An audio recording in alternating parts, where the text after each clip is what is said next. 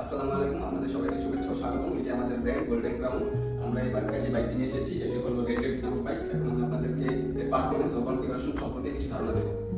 আমরা এতে 800 ওয়াটের ব্রাশলেস মোটর ব্যবহার করেছি, যার সুবিধা হলো এই যে কম বিদ্যুৎ খরচ, দীর্ঘস্থায়ী, কম শব্দ, কম রক্ষণাবেক্ষণ খরচ।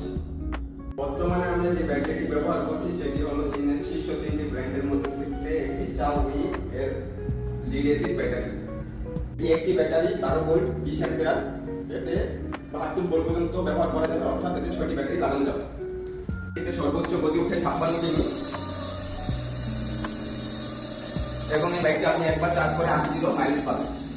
আমাদের এই গাড়িটিতে সামনের চাকা এবং পিছনের চাকা হাইড্রোলিক ব্রেক ইউজ করা হয়েছে, যার সর্বোচ্চ লোড ক্ষমতা হলো 240 কেজি। এই গাড়িটির সামনের চাকা এবং পেছনের চাকা হাইড্রোলিক ব্রেক ইউজ করা হয়েছে, যার সর্বোচ্চ লোড ক্ষমতা হলো 240 কেজি। আমি আপনাদেরকে বাইকের বিভিন্ন ফিচার সম্পর্কে জানাবো। প্রথমে রিমোটে থাকা আনলক বোতামটি টিপ দিয়ে গাড়ি আনলক করবেন, তারপরে চাবিটি ঢুকিয়ে গাড়িটি চালু করবেন। এখন গাড়িটি পার্কিং মোডে আছে, যা চালু করার জন্য ডান হাত বা বাম হাতে যে কোনো একটি ব্রেক প্রেস করলেই গাড়িটি রাইড মোডে চলে আসবে। এটি হলো হেডলাইটের সুইচ এবং এটি হলো আপার ডিপার, আর এটা হলো ডান বামের ইন্ডিকেটরের লাইট। এটি হলো হর্নের। এই গাড়িটিতে 3টি গিয়ার ব্যবহার করা হয়েছে, গিয়ার যত বেশি স্পিড তত বেশি।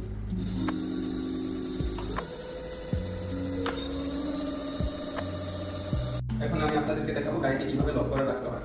প্রথমে চাবিটি ঢুকাতে হবে, তারপরে গাড়ির হ্যান্ডেলটি 45 ডিগ্রি অ্যাঙ্গেলে বাঁদিকে বাঁকা করতে হবে। এখন চাবিটি ভিতরের দিকে চাকা দিয়ে বাঁদিকে ঘুরালে গাড়ির হ্যান্ডেলটি লক হয়ে যাবে। তারপরে রিমোটে থাকা সিকিউরিটি লকের বোতামটি চাপতে হবে। এখন গাড়িটি পুরোপুরি লক হয়ে গেছে। যদি কেউ লাড়াচাড়া করে নেওয়ার চেষ্টা করে তাহলে গাড়ি সিকিউরিটি অ্যালার্ম চালু হয়ে যাবে, যা গাড়িটিকে খুবই নিরাপদ করে তোলে। এখন আমি আপনাদেরকে দেখাবো এই গাড়িটি কিভাবে চার্জ করতে হয়। প্রথমে গাড়ির চার্জিং পোর্টটি গাড়িতে লাগাতে হবে, তারপরে পাওয়ার লাইনটি মাটি প্লাগে লাগালেই চার্জিং হবে। আমাদের গাড়িটি এখন ফুল চার্জ, তাই এখানে সবুজ বাতি দেখাচ্ছে। যদি গাড়িটিতে চার্জ না থাকে ওই ক্ষেত্রে এই জায়গায় লাল বাতি জ্বলবে।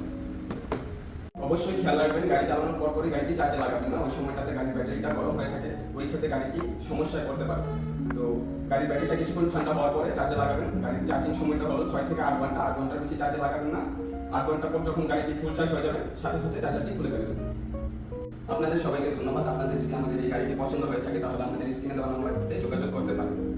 আবার দেখা হবে।